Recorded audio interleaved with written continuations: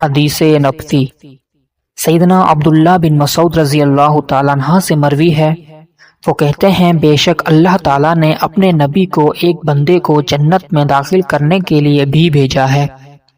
بات یہ ہے کہ وہ نبی گرجا گھر میں داخل ہوا، وہاں یہودی لوگ بیٹھے ہوئے تھے اور ایک یہودی ان پر تورات پڑھ رہا تھا۔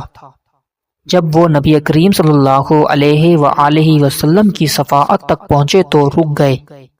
کونے میں ایک بیمار آدمی بیٹھا ہوا تھا۔ نبی کریم صلی اللہ علیہ وآلہ وسلم نے ان سے کہا تم کیوں رک گئے ہو؟ اس مریض آدمی نے کہا آگے ایک نبی کا ذکر ہے اس لیے یہ رک گئے ہیں۔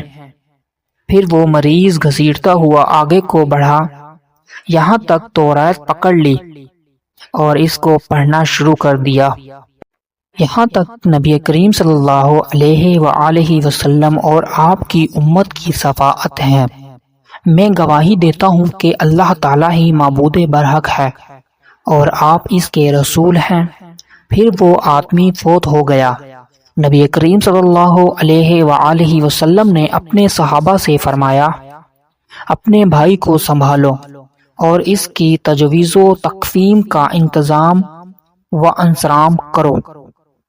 مسند احمد حدیث نمبر 128۔